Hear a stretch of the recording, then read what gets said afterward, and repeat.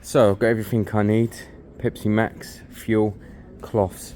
I'll be wearing gloves when messing with fuel. It really dries your hands out. I really want to see if I can get some of the paint off, because if I can, we're at a really nice point. This was rattling when I was driving along. Rattle, rattle, rattle. I'm going to fix that at some point, but it's not priority. This is paint, right? Not tape. That's paint here. It's weird paint. All right. Hello, mate.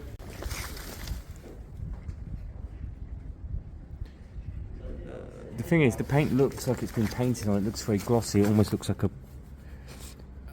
a glass paint. But then you look at areas and there's overspray or over drip or something. So it's so weird. Right, I'm going to put some fuel in the generator because that's low. I'm going to put some fuel in the spray can because I'm going to be spraying it on there instead of the brake cleaner at this stage. And then I'm going to put the rest of the fuel in the tank so that the bike can be run and warmed up. Clutch plates doing that means it's been sitting a little while. I wouldn't want that to happen to anyone else because they'd panic. The actual lever felt a bit fake. Let's have a look.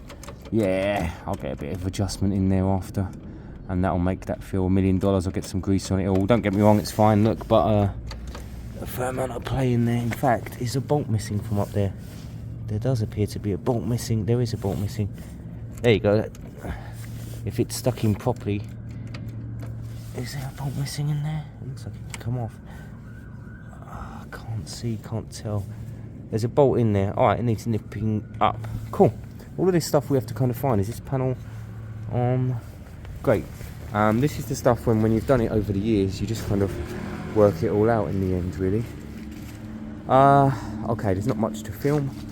Let's sort the fuels out. I'm going to spray some fuel on. I think this is going to be the test area, although annoyingly it's not the easiest area to paint if it came to painting.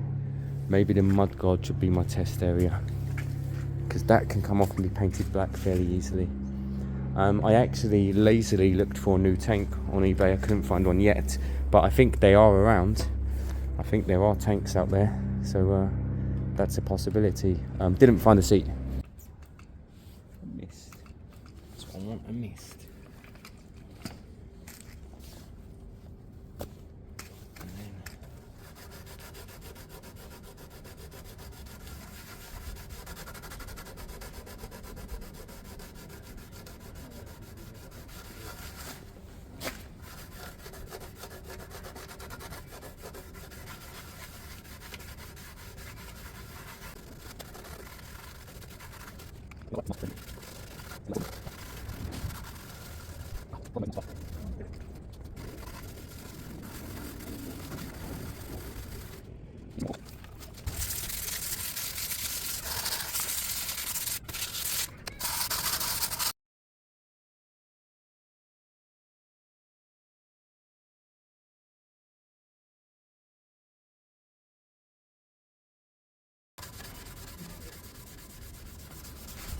it actually is coming off.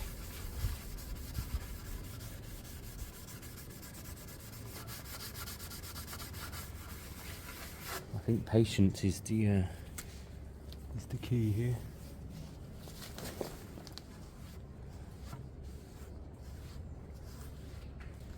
Come back to it, so that's doing something. I haven't even sprayed that yet. I sprayed that at the back. Let's see what we can achieve. So the rear bit has come off quite easily. I think I let it soak, that was the difference.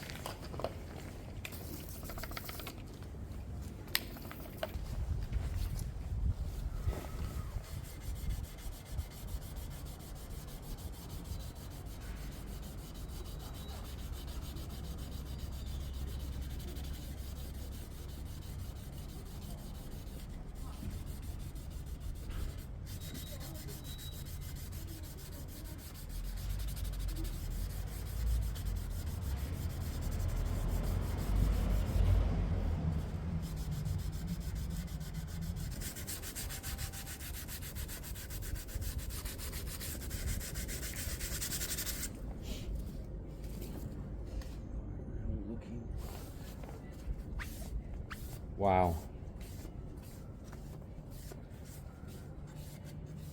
Wow, we're not far off. We're not far at all. Right, I'm going to switch you off. You really don't want to watch this forever. The paint's quite dull underneath, but honestly, a good cut and compound will sort that out, I'm sure. Look at the tank, that's how it looked. And that's how it is underneath. The bike is savable at this stage. So I've neutralised the fuel using that famous neutralising stuff that everyone uses. So that if there's any little dimples or anything, it will stop deteriorating the actual Chinese paint. I haven't got here yet. I can actually look, it's washing itself away in places, so it's lighter in places. Front mudguard is not as easy actually. It's struggling, and I've soaked it a lot, so the front mudguard was quite thick. I feel like the tank and the mudguard are going to take a long time, but I'm going to keep chipping away literally, because the rear shows you that there's something underneath that's very savable. There's a decent cruiser here, a twin as well. So the rear's looking fine, especially once we give it a compound. Haven't touched the tank yet, but it's kind of working itself away. I think when the new paint soaks it up, it kind of softens. And then I've given the front mudguard a wipe, and it's getting there. Look, it's got remnants, but it's getting there, and it'll be really flat because we've scraped it. But our compounds will bring it back quite quickly, I think. Right, so it's getting there. It's getting there. There's tiny little specks left, but you kind of chip them off. You're left with quite a dull paint. I haven't touched the tank yet because I'm almost nervous about it, because everything else has come out alright. So I don't even know what I'm going to start with. Cloth or some sandpaper. A little bit of sandpaper here.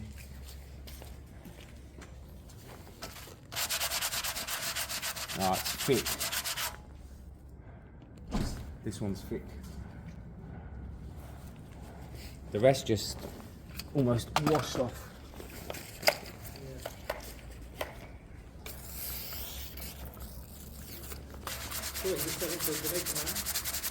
Yeah, I was, at one point I really considered doing the paint properly or flattening it or what, Yeah.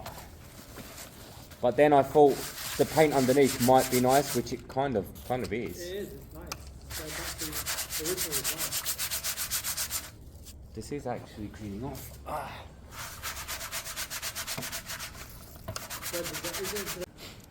So it's all looking dirty and dull, but it's close.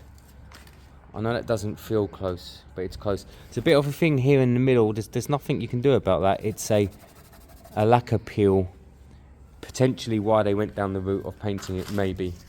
So again, it's dull, but my products will sort that out in seconds, actually. I pulled the seats off so I can get it done properly.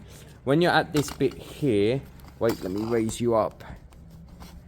When you're at this bit here, you've got the kind of remnants left. The flathead screwdriver really lightly chips away at it. So look, so that doesn't scrub off. Look, I've got a good scrubbing pad. I'll use the fuel again. It doesn't easily. Some of it will, some of it won't.